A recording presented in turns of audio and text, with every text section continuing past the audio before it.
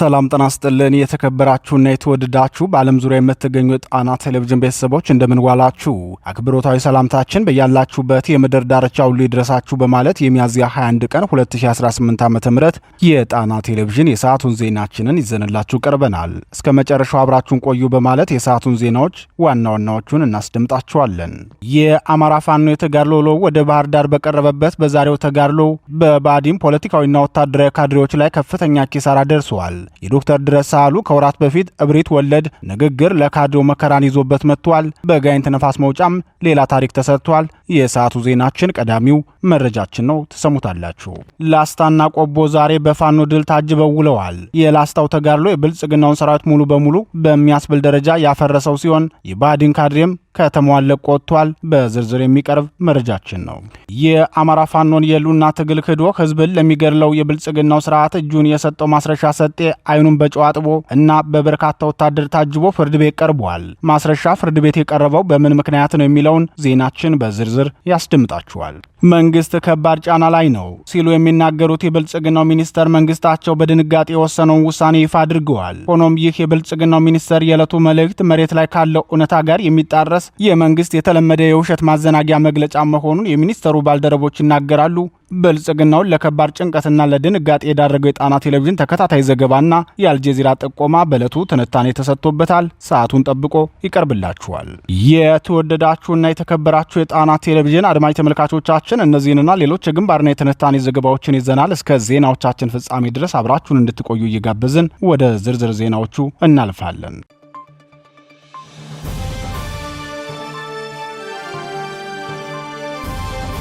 የባህር ዳር ዙሪያ የፋኖ ተጋድሎ። የአማራ ፋኖ ብሔራዊ ንቅናቄ አጼ ቴዎድሮስ ዕዝ ከባህር ዳር በቅርብ ርቀት በሚገኙ ወረዳዎችና ቀበሌዎች በወሰደ የተጠናከረ ዘመቻ በርካታ የብልጽግናውን ሰራዊትና ካድሬዎችን በቁጥጥር ስር መዋሉን አስታወቀ። በሜጫ ወረዳ መራዊ ከተማና በአንዳሳ ግንባሮች በተካሄደው የፋኖ ተጋድሎ ከ20 በላይ የብልጽግናው ስርዓት ጥምር ጦርና የባዲን ካድሬዎች እርምጃ እንደተወሰደባቸው ታውቋል። በርካታ ሰራዊትም እጁን ለፋኖ ለመስጠት ግድ ሆኖበታል ተብሏል።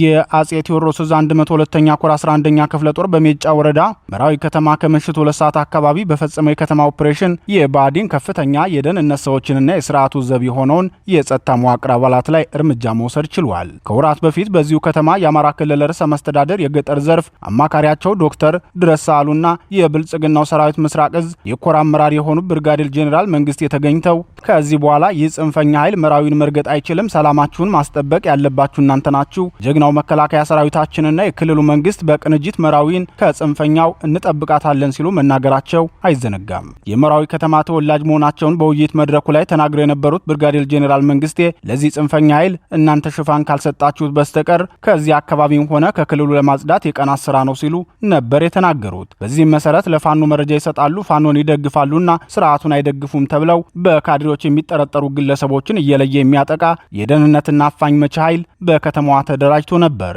በዚህ መንገድ የተደራጀው የስርዓቱ መቼ ኃይል ከፍተኛ ግፍ በከተማዋ ሲፈጽም መቆየቱን በተከታታይ መዘገባችን አይዘነጋም።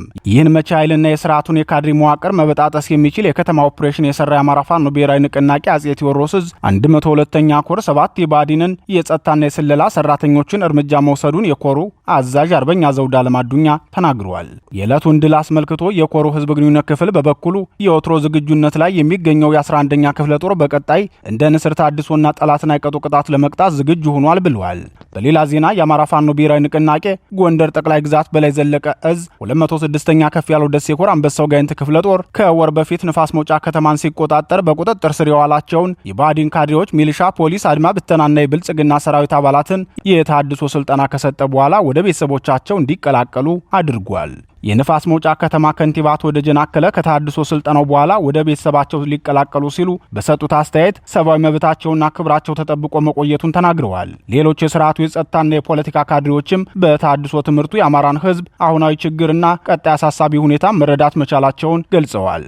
የታድሶ ስልጠና ተሰጥቷቸው ወደ ቤተሰቦቻቸው የተቀላቀሉት የስርዓቱ አካላት የአንበሳው ጋይንት ክፍለ ጦር መጋቢት 9 ቀን 2018 ዓ.ም ላይ ጋይንት ንፋስ መውጫ ከተማን ሲቆጣጠር በእጁ ያስገባቸው መሆናቸው ይታወቃል። በወቅቱም የክፍለ ጦር ዋና አዛዥ የነበረውና ሚያዝያ 13 ቀን 2018 ዓ.ም ሳሊ ላይ ለአማራ ህዝብ ክብር ሲል የክብር መስዋዕትነት የተቀበለው አርበኛ አንደበት ክንዳለም ለነዚህ የባዲን ካድሬዎች በሰጠው አስተያየት እኛም እንደናንተ ነጭ ጋቢ ለብሰን ቁጭ ማለትና የፈለግነው ማድረግ አቅቶን አይደለም። ነገ እንደምንሞት እያወቅነው ወደ ትግል የገባ ነው ህሊናችንን ስለሚወቅሰን ነው። እኔ ነገ ልሞት እችላለሁ። ብሞትም ለወጣሁበት ዓላማ ስለሆነ አያሳስበኝም። እናንተ ግን በዚህ መጠን ከህዝባችሁ ተቃራኒ መቆማችሁ የህሊና ዕዳ አለባችሁ ሲል መናገሩ አይዘነጋም።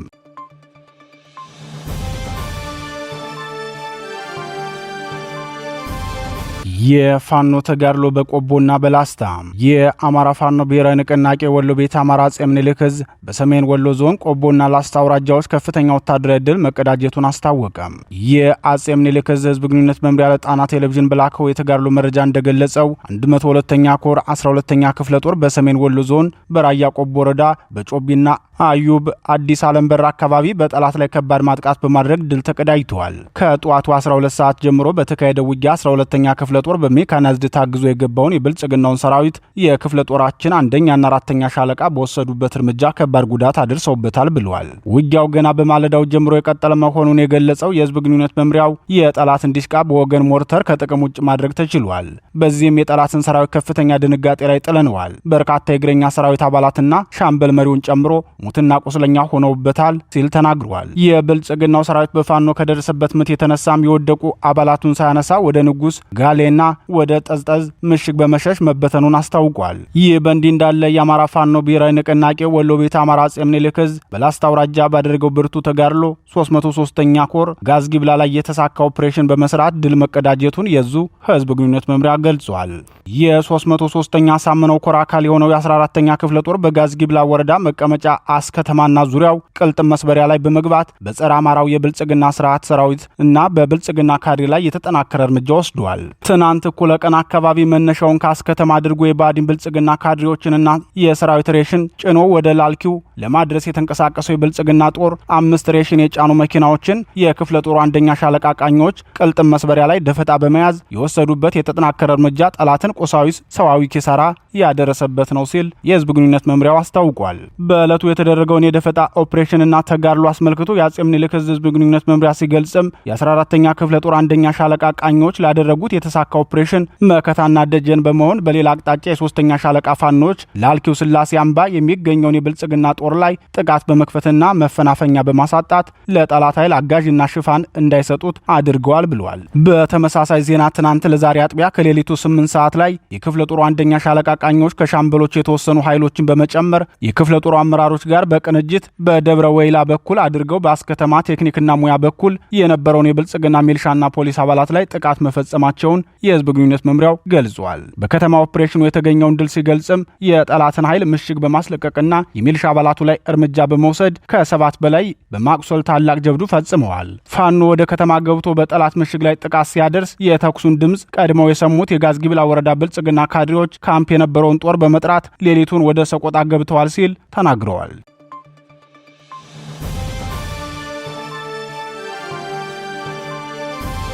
ማስረሻ ሰጤ የአቃቤ ሕግ መስካሪ ሆኖ ቀረበ። የአማራ ማንነታቸው እንደ ወንጀል ተቆጥሮ በ4 መዝገቦች በሽብር ወንጀል የተከሰሱ የፖለቲካና የህሊና እስረኞች በብልጽግናው ፍርድ ቤት ቀርበዋል። የአማራ ፋኖን ትግል ክዶ ወደ ብልጽግና የገባው የቀድሞ የአፋድ ስራ አስፈጻሚ አባሉ ማስረሻ ሰጤና ባልደረባው መስፍን ከፈላይ በከፍተኛ አጃቢ በችሎት ተገኝተው እስረኞች ላይ መስክረዋል። የመጀመሪያዎቹ በችሎቱ የቀረቡት ተከሳሾች በነ ጌታው አዳሙ መዝገብ የተከሰሱት ጌታው አዳሙና አሰፋ እንቁ ናቸው። ሁለቱ የግፍ እስረኞች ቂሊንጦ ማረሚያ ቤት ሚያዝያ 20 2018 በፌዴራል ከፍተኛ ፍርድ ቤት ልደታ ምድብ ሁለተኛ የህገ መንግስትና የጸረ ሽብር ወንጀል ችሎት ሲቀርቡ መዝገቡ የተቀጠረው ይከላከሉ ወይስ አይከላከሉ በሚለው ጉዳይ መዝገቡን መርምሮ ብይን ለመስጠት ነበር። በዚህም መሰረት የብልጽግናው ፍርድ ቤት ጥፋተኛ ናችሁ ተከላከሉ ሲል ብይን ሰጥቷል። የተከሰሱት በአንቀጽ 29 ዝባር 2 ሐስር ያለውን ድንጋጌ በመተላለፍ ቢሆንም ተሻሽሎ በአንቀጽ 29 ዝባር 1 ሐስር የተደነገገውን በመተላለፍ በሚለው እንዲከላከሉ በማለት ለሰኔ 16 2018 ቀጠሮ ተይዟል። በሁለተኛው መዝገብ ማለትም በእነ ሀብታሙ መሐመድ መዝገብ የተከሰሱት 4 የአማራ ተወላጆች ሲሆኑ ከማረሚያ ቤቱ በችሎት ተገኝቶ የተከሳሾች የመከላከያ ምስክሮችን ለመስማት የተቀጠረው መዝገብ ተከታትለዋል። ተከሳሾች የመከላከያ ምስክሮችን ሲያሰሙ የዋሉ ሲሆን ሂደቱም እስከ ሚያዝያ 22 2018 ድረስ እንደሚቀጥል ታውቋል። ከመከላከያ ምስክሮቹ መካከልም ከፋኖ ትግል በመውጣት ላለፉት 3 ዓመታት በአማራ ሕዝብ ላይ ጦርነት አውጆ ሁሉን አቀፍ ጥቃት እየፈጸመ ለሚገኘው ለኦህዴድ ብልጽግና ስርዓት እጃቸውን የሰጡት ማስረሻ ሰጤና መስፍን ከፈለኝ ይገኙበታል። በዕለቱም እንደ እስረኛ በርከት ባሉ አጃቢዎች ተከበው ቀርበው እንደነበር የደረሰን መረጃ ያመላክታል። በእነፈለቀ ታደሰ መዝገብ የተከሰሱት የግፍ እስረኞቹ እነፈለቀ ታደሰ ከቂሊንጦ ማረሚያ ቤትና ታደሰ እባቡ ከአባ ሳሙኤል ማረሚያ ቤት እንዲሁም ዮሐንስ አንዳርጌ ከውጭ በችሎት ቀርበዋል። ሆኖም በዚህ መዝገብ ስር የሚገኘው ብሩክ ብናልፍ የተባለው ተከሳሽ አልቀረበም። በዕለቱም ተከሳሽ ፈለቀ ታደሰ በፌዴራል ፖሊስ ወንጀል ምርመራ ቢሮ ሜክሲኮ በነበረበት ወቅት በማንነታቸው የተነሳ ተፈጽሞብናል ያሉትን ከፍተኛ የሰብአዊ መብት ጥሰት በተመለከተ ፍርድ ቤቱ አጣርቶ እንዲያሳውቅ በሚል ለኢሰመኮ ትዕዛዝ የሰጠ ቢሆንም በአቶ ብርሃኑ አዴሎ የሚመራው ኢሰመኮ የፍርድ ቤቱን ትዕዛዝ ተቀብሎ ሪፖርቱን አለመቅረቡን በመጥቀስ ዳግም ትዕዛዝ እንዲሰጥላቸው ብሎም ሪፖርቱ ለተከሳሾችና ለችሎቱ እንዲሰጥ ጠይቋል። ታደሰ አባቡ በበኩሉ ከዚህ በፊት በችሎት በቀረበበት ወቅት በአባ ሳሙኤል ከፍተኛ ጥበቃ ማረሚያ ቤት በሚሰሩ ፖሊሶች ከፍተኛ የሰብአዊ መብት ጥሰት መፈጸሙን በቃል ሲያቀርብ ችሎቱ አቤቱታን በጽሑፍ አቅርብ ብሎ ባዘዘው መሰረት ማዘጋጀቱን ገልጾ ነበር። ይሁን እንጂ ማረሚያ ቤቱ አቤቱታውን ካነበበ በኋላ ማህተም አላደርግም በሚል መከልከሉን አስታውቋል። ኮፒውንም ይዞ ወደ ፍርድ ቤት እንዳይሄድ በሚል ከፍተኛ ፍተሻ የተደረገበት ቢሆንም ኮፒውን ደብቆ ይዞ መቅረቡን በመግለጽ ችሎቱ እንዲቀበለው ጠይቋል። የፍርድ ቤቱ የመሃል ዳኛ ማመልከቻውን ተቀብለው ለማረሚያ ቤቱ ጉዳይ አስፈጻሚ በመስጠት በነገው ዕለት ማህተም አስመትተ እንድትቀርብ በማለት አዘዋል። ተከሳሾች የቀረቡት ፍርድ ቤት መዝገቡን መርምሮ ብይን ይሰጣል በሚል ቢሆንም ዛሬም አልተበየነም። ተከሳሾች በሰነድ አስተያየት ላይ የስልክ ጠለፋ ፈጸመብን በፍርድ ቤት ትዕዛዝ ስለመሆኑ መረጃው ይቅረብልን በማለት መጠየቃቸውን ተከትሎ አቃቢ ሕግ የፍርድ ቤቱን ማዘዣ ይዞ እንዲቀርብ በፍርድ ቤቱ የታዘዘ ቢሆንም እስካሁን ምላሹን አላመጣም። ስለሆነም አቃቢ ሕግ የጠለፋ ማዘዣውን ለግንቦት 4 ቀን 2018 ይዞ እንዲቀርብ በሚል ተለዋጭ ቀጠሮ ተሰጥቷል። አራቱ በእነ ካሳሁን ሸዋቀና መዝገብ የተከሰሱት የግፍ እስረኞች ማለትም ካሳሁን ሸዋቀና፣ ተፈራ ጌታቸው፣ ታፈረ ቆየና ብዙአየሁ ጌታቸው በዕለቱ ችሎት ተገኝተዋል። አንደኛ ተከሳሽ ክሱ ዋስትና የሚያስከለክል በመሆኑ ክርክር አላደርግም። በአንጻሩ 3ቱ ተከሳሾች በቀደመው ችሎት የዋስትና ክርክር ያደረጉ በመሆኑ ብይን ተሰጥቷል። በመሆኑም ከመካከላቸው 2ቱ ሲከሰሱ 3ኛ ተከሳሾች አቶ ታፈረ ቆየ በ50 ሺህ ብር ዋስትና ከእስር ተፈተው ጉዳያቸውን በውጭ ሆነው እንዲከላከሉ ተወስኗል።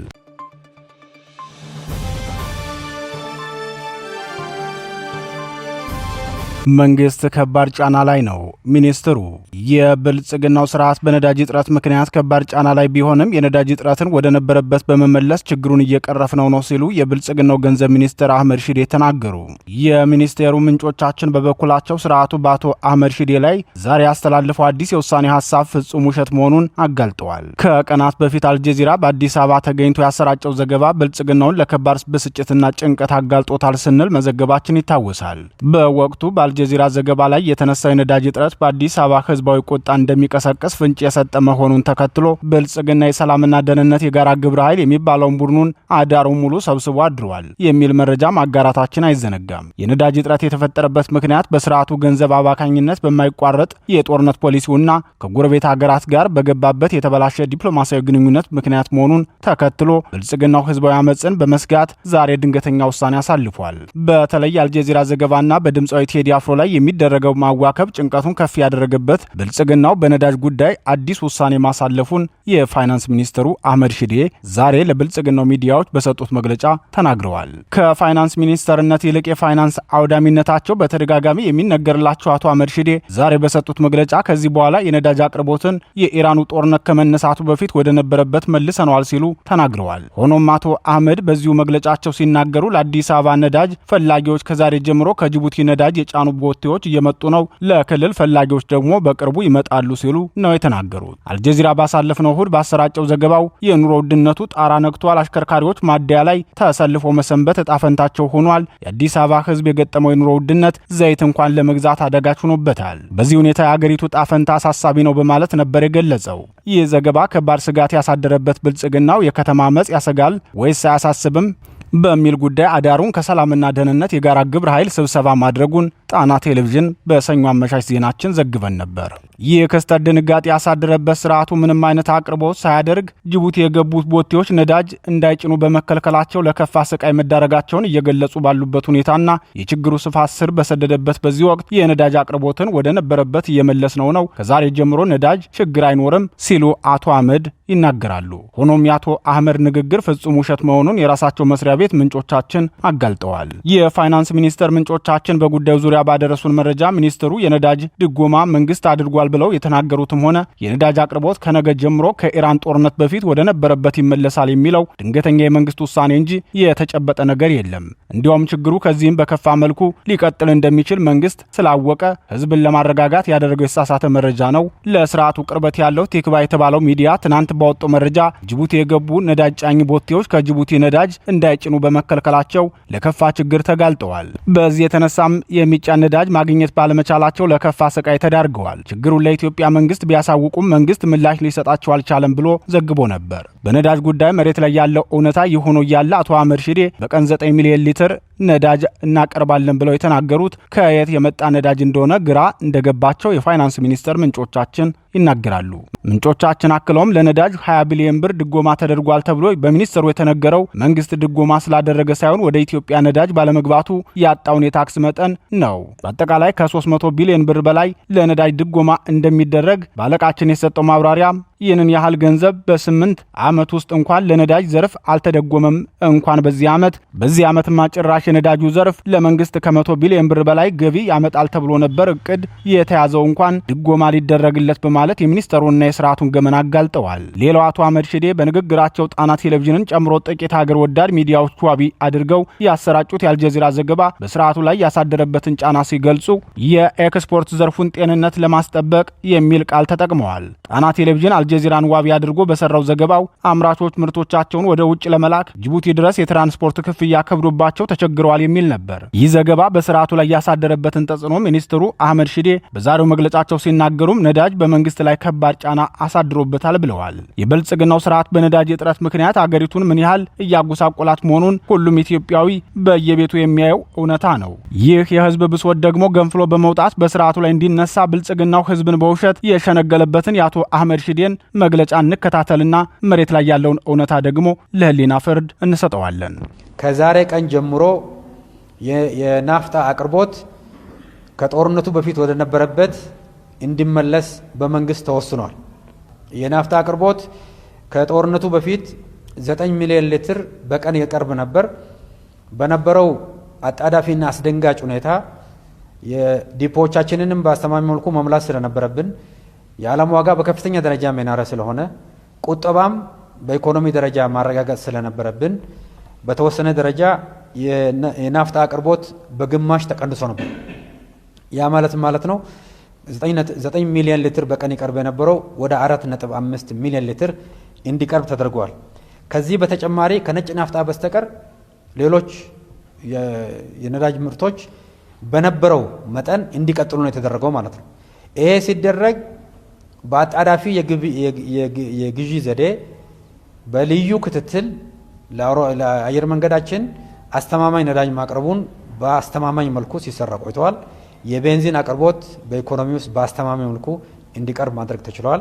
ነጭ ናፍጣ አብዛኛው የነዳጅ አጠቃቀማችንን ከፍተኛው ነጭ ናፍጣም ስለሆነ ይህንን በተመለከተ ቁጠባም ለማድረግ ዲፖዎቻችንም ለመሙላት የዓለም ሁኔታም አስጊ ሁኔታ ስለነበረ አጠቃላይ የጋራ ኃላፊነትን በመሆኑ የአቅርቦት መጠኑ ከ9 ወደ 4.5 ሚሊዮን ሊትር በቀን እንዲወርድ ተደርጎ ነበር ማለት ነው።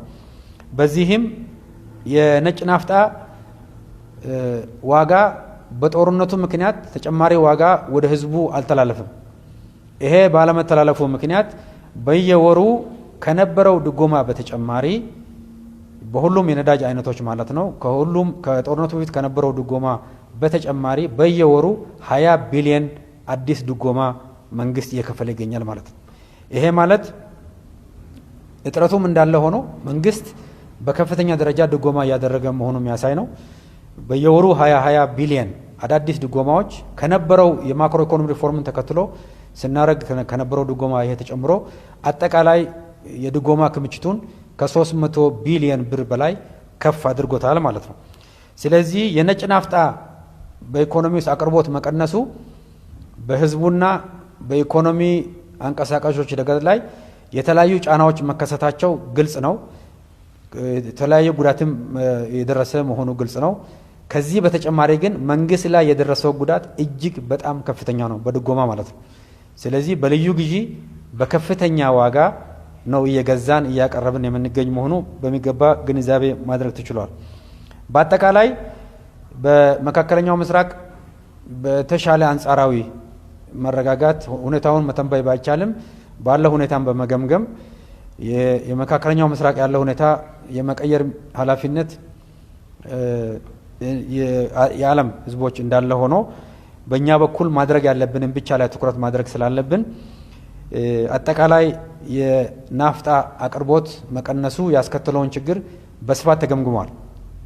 በተለይ በአሁኑ ወቅት የከፍተኛ ሆነ የግብርና ምርት ዝግጅት እና የግብርና ምርት ስራዎች የሚሰሩበት ወቅት በመሆኑ የኤክስፖርት ስራዎቻችንን በከፍተኛ ደረጃ አቀላጥፈን መቀጠል ስላለብን እንዲሁም ነዳጅን እንደ ግብዓት የሚጠቀሙ ከፍተኛ አምራች የሆኑ ዘርፎችም በመኖራቸው የተለያዩ የመንግስት የልማት ፕሮጀክቶች በናፍጣ እጥረት በከፍተኛ ደረጃ ጫና ያሳደረ በመሆኑ እንዲሁም የግብርና ምርቶችን ለማቀነባበርም የግብርና ምርቶችንም ወደ ገበያ ለማድረስ የተለያዩ ጫናዎች በመፈጠራቸው ምንም እንኳ መንግስት በከፍተኛ ውድ ዋጋ እየገዛ በከፍተኛ ድጎማ እያቀረበ ቢሆንም ከዛሬ ቀን ጀምሮ የናፍጣ አቅርቦት ከጦርነቱ በፊት ወደ ነበረበት እንዲመለስ በመንግስት ተወስኗል።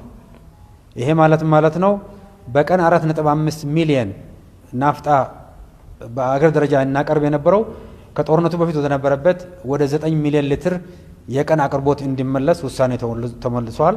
ውሳኔውንም ተግባራዊ በማድረግ ረገድ ለአዲስ አበባ ከተማ ከዛሬ ጀምሮ ከጅቡቲ ከጦርነቱ በፊት ወደ ነበረበት የአቅርቦት መጠን ጭነት ከዛሬው ቀን ጀምሮ መጫን ይጀምራል ማለት ነው።